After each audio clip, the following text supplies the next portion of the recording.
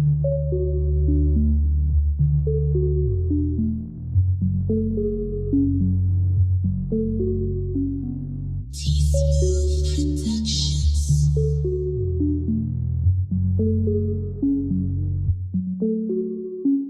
jazzy. You everything a man could ever want, girl, you jazzy. You not about that drama, you loyal and classy, you jazzy. And all these other niggas shoot the shot, but you ain't having it, girl, you jazzy. And I love you to the moon and back, baby, girl, you jazzy.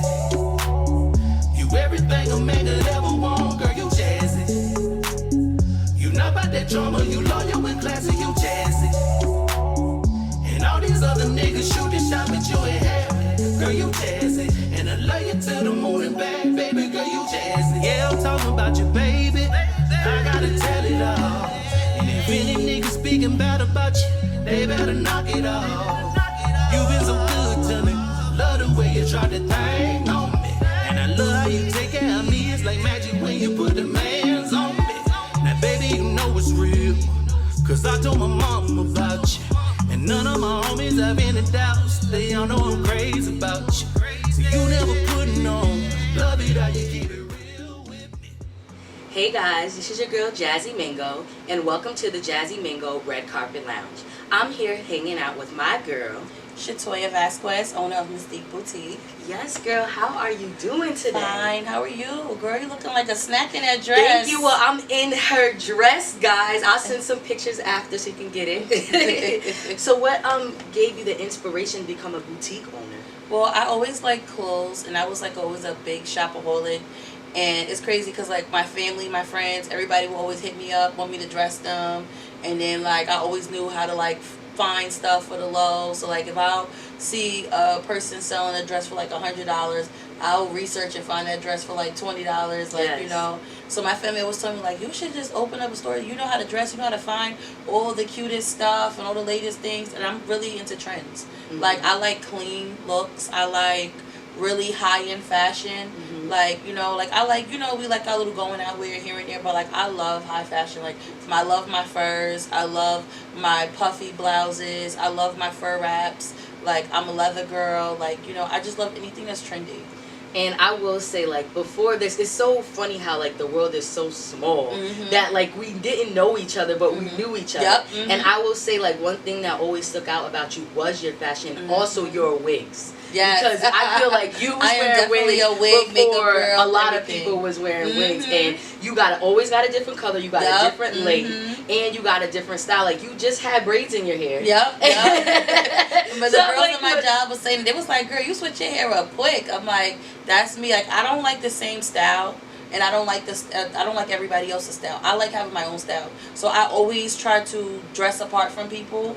I always try to just be different, you know, because I feel like fashion is inspiring. Like I can look at somebody and get inspired off of them, and I will come out with my own look. Absolutely. You know, I feel like people inspire me when it comes down to fashion. When I look at my girl Monica or my girl Rashida, or like when I look at the high fashion from the runway, you know, to fashion district, like that's what I feel like it's about. Like you being yourself, being comfortable in who you are, owning it, and just rocking it, you know.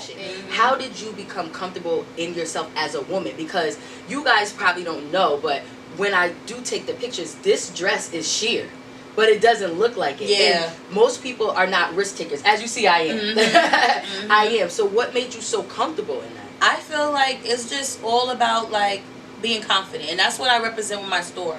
My store is for women to be confident, to be able to dress for affordable prices, you know, just to feel like their self, like just to feel beautiful, you know. And that's what I represent. Like me as a person, like I love dressing up, I love getting people dressed up, I love dressing, I love fashion. Like I'm one of them people where like I follow fashion heavy. Like I know the history, like I like research everything, you know. And then I'm from New York City, like home of fashion. So it was like growing up in New York City, especially like in the 90s, in that era, you know, with the fashion and everything is repeating itself. Like my jeans, they got bell bottoms on it, and like that's repeating itself. Like my mom wore blouses like this. So it's just, I feel like it's just basically just being confident, and like it's my job to as a boutique owner to make women feel beautiful. Absolutely. And one thing about me is it's not all about the dollar for me. So I'm not going to sell you something it don't look good on you. Right. Because I'm all about pro woman. I want you to feel good and look good,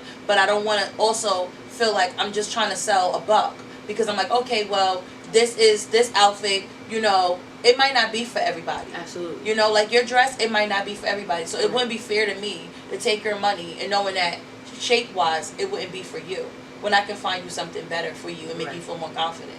And I appreciate that, because a lot of the times, especially during the times right now, people are out for the money, for the dollar. Everything and what people are doing, they are overlooking the talent and the creativity and a lot of things the thing for is, the dollar. It's competition and everybody feel like it's about popularity. No. I feel like you got to start from the mud. I have on my Instagram page from when I started my store, when I didn't even have a full stock store. My store has been through ups and downs where like there's times when I have a fully stocked store, you know, where, you know, sales could be low, and there's times when I have a low stock store because I'm selling out so quickly. Right. So I don't want people to get that image as, oh yeah, I want to become a boutique owner because I see that people are getting a lot of money. No, it's time. There's ups, there's downs, you know, there's times when you make no sales, no money. Absolutely. It's very struggling. So it's like, I want to show people my process from the bottom. Right. How I started here to move up to here. Absolutely. Like, I want to be raw. I want to be real. I don't got time to like fake it so people could be like, okay, you know, to be popular. No. As a business person, and also one day me even teaching somebody else the ropes, I gotta show them that this is real. There's some days that you're gonna just want to give up. You know, so you gotta push through. Absolutely. You know. What drives you to be that way? Like, what have you been through? I mean, this is kind of deep, but what have you been through in your life that drives you to just be a go-getter? I think is the biggest thing I've been through in my life that really made me get serious about my business was losing my dad.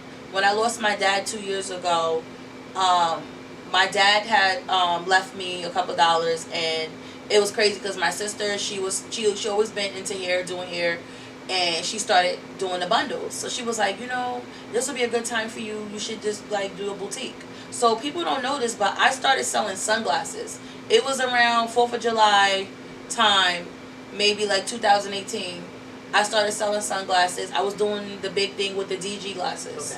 Okay. And I started there, and I said, you know, I don't know if I want to do clothes yet. I'm just going to do accessories. So I did with the sunglasses.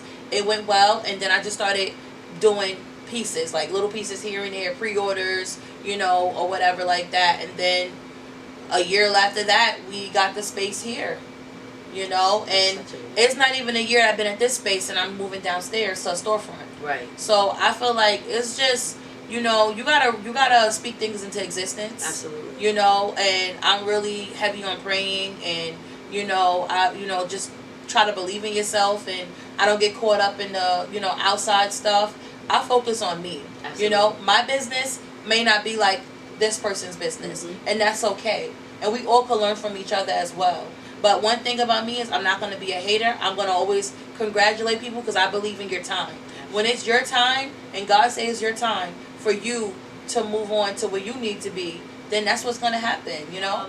A lot of people think that African American people don't have great customer service, and, you know, they think that, you know, we always have, like, you know, attitudes and we're not poised and stuff. So one thing about me is, like, there's days when customers are going to frustrate you and, you know, say things, get on your nerve, and, you know, be confrontational. But I try to give great customer service. I try to, like, regardless of right or wrong, I always was taught customers always right. So there's some days where, like, it'd be really hard. No, like, you got to deal with a lot of different personalities. You know, I know. So, you know, I just learned to just, like, all you can do is just, you know, when people, how they say, when they go low, you go high. Absolutely. So, like, that's what I try to do, and I try to give great customer service. And, like, if I make a mistake and it's on me, like, I always do, like, little gifts or whatever. I try to always do the best I can with the customer service part, because that's what's going to keep the business generating, like the customers, the flow, you know, whatever. So, and I will say, as a customer and a business owner, that we gotta sometimes give each other a break. You know, I went to a restaurant, a black-owned restaurant, and they had a seafood soup, and It was supposed to be a crab soup, just crab. I can have crab, but I'm allergic to shrimp. They gave me the seafood one instead of the crab. So I went back and I just said, hey, listen, I don't want to take my money out of your establishment. Can you just give me the crab one? It happened to be like a prepackaged thing, so they couldn't. Oh, okay. But I went back, and that spoke values, because it's like, we'll go to McDonald's, we'll go to Walmart, we'll go to Burger King, we'll go to Pizza Hut, and they will mess up stuff, have things cold, not the way we want it, and we'll keep going back. But with black owned, people are like, no, one time. Nobody would have went back to them if it had been somebody else. And I made it my point to go back and go back and go back, because these are people that look like me. Exactly. And so if I'm not going to support them, why would anybody else support them? And it's crazy, because even me as a boutique owner, I've bought stuff from girls out here that are boutique owners. Right. If I like something, I'm gonna buy it. Exactly. Like, you know, and for me, I like nice stuff. I like, you know, boutique stuff. I like a lot of designer stuff. So it's like, if I see you're selling it and I like it, I'm going to buy it. I don't care, because I have a store, you have a store. What does that mean? And that's like, how we're supposed to support each other. Absolutely. And that's what I've been doing lately. I've been going out and supporting other boutiques, and, you know, buying things from them and or whatever, and they do the same with me, because I feel like it's all about support. Like, we can be a mall ourselves. You got the mall. Y'all go in there, you go to Forever 21, all this stuff. You could go to these boutiques out here. Like, I have a boutique, a couple other girls got a boutique. You can buy trendy, nice clothes, quality stuff. Absolutely. You know? So you'd rather spend your money in a mall. And feel good. Like, exactly. I feel good that I have this mall. Exactly. You know, and I didn't even tell you. I just said, oh, you know, for the interview. Yeah. But in my brain, I'm like, I'm buying it. Whatever I find in here that I want, I'm going to buy it, because, like you're saying, even if I have my own boutique or my own fitness line, I want to support, and I like it. It's not like, oh, let me just buy it because, you know, I like it. I see it when I walk through the door. A lot of pieces that I bought recently for people. Like, I like it, so I'm going to buy it. If I see it, I like it, I'm going to buy it. It's not about the competition. It's not about, because this one has a store, you have a store. No, it's about support. We could support each other. We could send customers each other's way. There's times when I don't have certain pieces, and some of the girls are like, oh, well, Shatoya, Mistik Boutique, she has it, and they'll tag me. And that's what it's supposed to be about. It's supposed to, you know, and business, not only my business, I feel like it's about supporting our black community. Yes. You know, right now, I feel like Troy, where I'm at, it's a great place to build. But it's just so much stuff going on. Nobody wants to take the time. Instead of everybody taking the time to do this, let's take our money and let's build. Right. Let's build a freaking after school program that kids could go to. You know, let's build a summer camp that children could go to that their parents can't afford to pay for. Right. Let's get back to maybe open our own exactly. Pool. You know, things like that. Exactly. Let's give back. Like, you know, that's what we're supposed to do. It's called pay it forward. Right. You know, like, I know that me and my sister, we talked and we said, you know, next year we would love to do a back to school thing, because you have to give it back.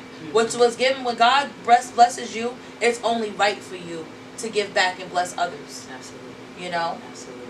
It's only right. It's only right. Yeah. Well, again, we appreciate you coming. Let everybody know where they can follow you on social media. So your website. My boutique is Mistik Boutique. It's through Authentic Establishments. We are located at 48 4th Street. We're on the 2nd floor. We're in Troy, New York. Zip code is 12180. And then I also have a shop phone number. It's 518-283-0883. And also, you guys can follow me on Facebook under Shatoya Vazquez. You can follow me under Instagram. It's Mistik Boutique 33. So yeah, ladies, just, you know, come in, shop. We have good vibes. I do a lot of sip-in shops. I have a dressing room where you can try items on. I do a lot of pre-orders. I have a bigger store coming soon. So, you know, I'm just thankful, ladies, and I can't wait to see you guys. And thank you so much, honey, for having me. You're welcome so thank much. You. Thank you guys for tuning in. This is your girl, Jazzy Mango. I'm the Jazzy Mango Red Carpet Lounge. Make sure you subscribe, and also make sure you go check me out on Amazon Prime. We love you guys, and like she said, we got to support one another. Yes. If we don't, nobody will. Exactly. We're out. Bye. God, let's go. You say you love me, but your game's off. You say you need me, but your game's off. You say you want me, but your game's off. You say you want my man. You say this is a plan, but you're playing me. You say you love me, but your game's off. You say you need me, but your game's off. You say you want me, but your game's off. You say you want my man.